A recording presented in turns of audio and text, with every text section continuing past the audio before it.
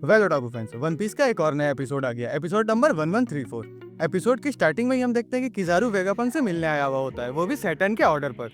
Vegapunk के पूछने पर वो बताता है कि यहाँ जो कुछ भी हो रहा है वो इजिली वो लोग देख और सुन सकते हैं, और ये बिल्कुल भी अच्छी बात नहीं कि तुम सीक्रेटली नेगोशिएट कर रहे हो एक पायरेट से। फिर वो सैटर्न को कॉल लगाता है और बताता है कि वो लैब पहुंच चुका है। जिसके बाद सैटर्न वेगापंक से कहता है, मुझे पता है कि तुम इस बंदे का क्लोन बनाने वाले हो, जो कि एक पायरेट है, और उसके ऊपर 296 मिलियन बेरीज का इनाम रखा गया है। और अगर इन सब चीजों के बाद भी तुम अपना एक्सपेरिमेंट को कंटिन्यू करना चाहते हो तो कुमा तुम्हें मेरे 3 कंडीशंस को मानना पड़ेगा, जिसके बाद ही हम बोनी के इलाज में इन्वेस्ट करने वाले हैं। जिसमें से सबसे पहला है कि तुम्हें 7 वॉरलॉर्ड्स ऑफ द सी को ज्वाइन करना होगा, क्योंकि एक रूकी पायरेट जिसका नाम एस है उसने एक वॉरलॉर्ड को हरा दिया है। तो मैं चाहता हूँ कि तुम उस खाली जगह का रिप्लेसमेंट बनो, ताकि हम पावर बैलेंस को बनाए रख सकें।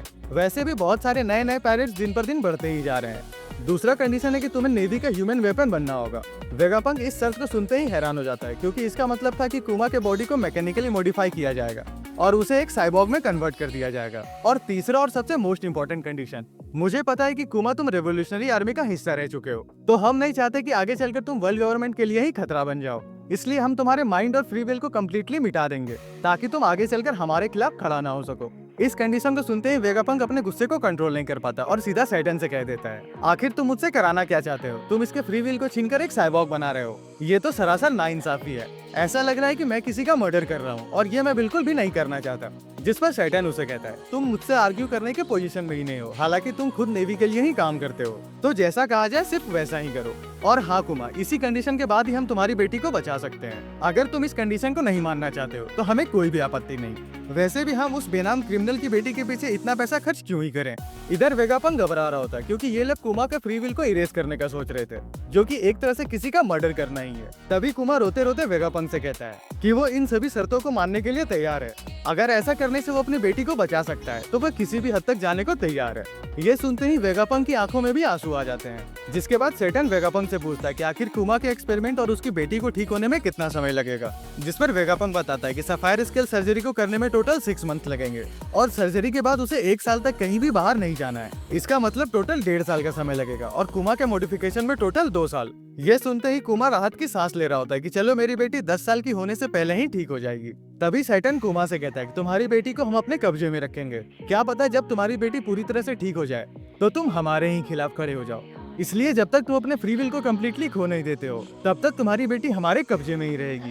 कुमा के पास और कोई रास्ता न होने के कारण उसे ये कंडीशन मानना ही पड़ता है। पर साथ ही कुमा सैटर्न से रिक्वेस्ट करता है, ठीक है, मैं अपनी बेटी के ठीक होने के बाद उससे नहीं मिलूंगा, बस उसे सॉर्बेट किंगडम के उसी चर्च में रखा जाए जहाँ उसने अपना बचपन बिताया है। सैटर्न कुमा की इस रिक्वेस्ट को मान लेता है, और साथ ही वो कहता है कि उसे फर्क नहीं पड़ता कि आखिर बोनी कहीं भी रहे, बस उसे उस पर नजर रखने से मतलब है। इधर हम बोनी को देखते हैं, जो कि लैब में इधर उधर मस्ती कर रही होती है। तभी उसकी मुलाकात सेंटा मारू से होती है। वो उसे चिढ़ाकर वहाँ से भागने लगती है, और सेंटा मारू भी उसके पीछे पीछे आने लगता है। बोनी कुमा को देखते ही उसे गले लगा लेती है, और सेंटा मारू की ओर दिखाते हुए कहती है, ये सेंटा मारू है। सेंटा मारू भी ये सुनकर चिढ़ जाता है। तभी कुमा कहता है, ये बहुत शरारती है, इसका तुम ध्यान रखना। और साथ ही कुमा बोनी से कहता है, उसे भी उसके साथ इस लैब में 6 महीने तक रहना होगा, क्योंकि उसे भी कोई इलनेस है जिसके लिए उसे टेस्ट किया जा रहा है। फिर इधर हम वेगापंक को देखते हैं, जो कि अपने रिसर्च थ्योरीज पर काम कर रहा होता है। वो इतनी तेजी से अपने रिसर्च को लिखता जा रहा था कि उसे बाथरूम जाने का भी समय नहीं मिल पा रहा था, और वो लिखते लिखते इतना फ्रस्ट्रेट हो जाता है कि वो चिल्लाते हुए कहता है कि काश उसके जैसे 5 और वेगापंक होते।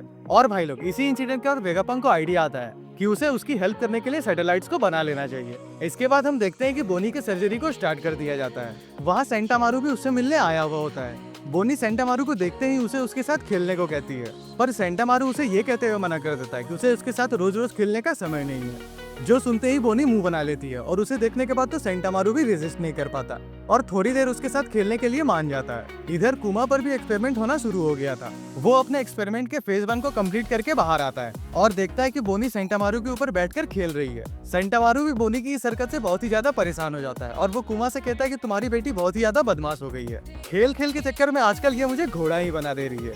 फिर सीन शिफ्ट होता है और हम देखते हैं कि कुमा एक न्यूज़पेपर पढ़ रहा होता है, और उसी के बगल में बोनी कुछ ड्रॉ कर रही होती है। ड्राइंग कंप्लीट होते ही बोनी कुमा को दिखाते हुए कहती है, ये आप हो डैड।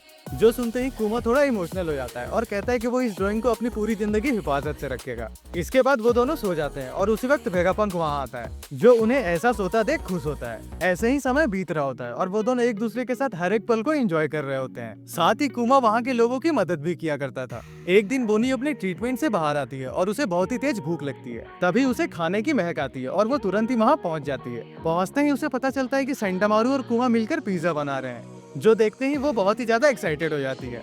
इसके बाद हम देखते हैं कि वो सभी मिलकर पिज्जा खा रहे होते हैं। तभी बोनी कुमा से निका का डांस करने को कहती है। फिर वो दोनों मिलकर निका का डांस करने लगते हैं और उन्हें डांस करता देख बाकी के सारे लोग भी खुशी खुशी उसे ज्वाइन कर लेते हैं। यहाँ तो उनके साथ किजारू भी निका के डांस को एंजॉय कर रहा था। इसके बाद हमें सीधा 6 मंथ्स के बाद का सीन दिखाया जाता है, जहाँ बोनी अब पूरी तरह से ठीक हो चुकी है। वेगापंक बोनी से कहता है 1 साल और उसके बाद तुम पूरी तरह से ठीक हो जाओगी, जिसके बाद तुम बाहर कहीं भी घूमने जा सकती हो। बोनी वेगापंक को थैंक यू कहती है और साथ ही उससे पूछती है कि क्या मैं पूरी तरह से ठीक होने के बाद वापस इस जगह घूमने आ सकती हूँ, जिस पर वेगापंक मुस्कुराते हुए उसे हाँ कहता है। फिर हम देखते हैं कि कुमा बोनी को एक बैरल के अंदर भरकर वापस सॉर्बेट किंगडम की ओर निकल रहा होता है। बोनी बैरल के अंदर से ही कहती है कि समुद्र का नजारा तो बहुत ही ज्यादा खूबसूरत होगा, तो क्या मैं बाहर आकर देख सकती हूँ, जिस पर कुमा कहता है हाँ तुम बहुत ही जल्द बाहर आकर देख सकती हो। तो बोनी कहती है उसे इस खूबसूरत नजारे को उसके साथ ही देखना है। इसके बाद हम देखते हैं कि बोनी और कुमा सेफली सॉर्बेट किंगडम पहुंच जाते हैं। चर्च के अंदर जाते ही सारे बूढ़े लोग उनका स्वागत करते हैं और साथ ही बोनी से कहते हैं तुम तो बिल्कुल ठीक हो गई,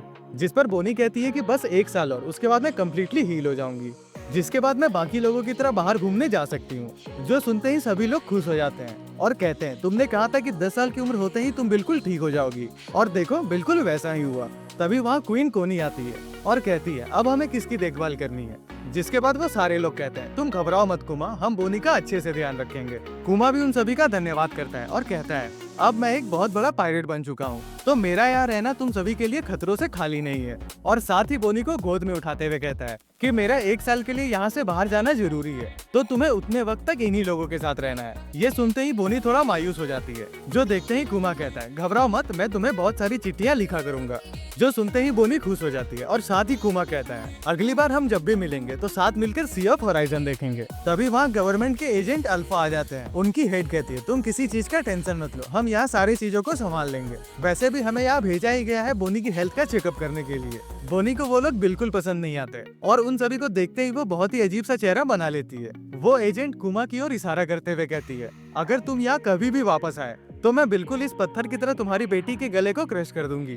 कुमा भी उसके इस इशारे को समझ जाता है और अपने दिल पर पत्थर रख के सभी को गुड बाय कर वहाँ से चला जाता है। जिसके बाद पूरी दुनिया में ये खबर फैल जाती है कि कुमा ने गवर्नमेंट को ज्वाइन कर लिया है और वो 7 वॉरलॉर्ड्स में से एक वॉरलॉर्ड बन चुका है। और ये न्यूज सारे वॉरलॉर्ड्स तक पहुँच जाती है। ड्रैगन भी इस न्यूज को देखकर गहरी सोच में पड़ जाता है और बाकी के रेवोल्यूशनरी आर्मी को ये यकीन ही नहीं हो रहा होता कि कुमा ने सच में गवर्नमेंट के साथ हाथ मिला लिया है। इधर हम कुमा को देखते हैं जो समुद्र में सैर करते हुए बोनी को लेटर लिख रहा होता है कि वो बहुत ही ज्यादा फेमस हो चुका है, तो अभी वो घर नहीं आ सकता, लेकिन उसके 10th बर्थडे पर जरूर वो उससे मिलने आएगा और उसे एक नए एडवेंचर पर लेकर जाएगा। साथ ही हम व्हाइट बियर्ड और उसके क्रू को भी देखते हैं। उन लोगों तक भी कुमा के वॉरलॉर्ड बनने की न्यूज पहुंच चुकी थी।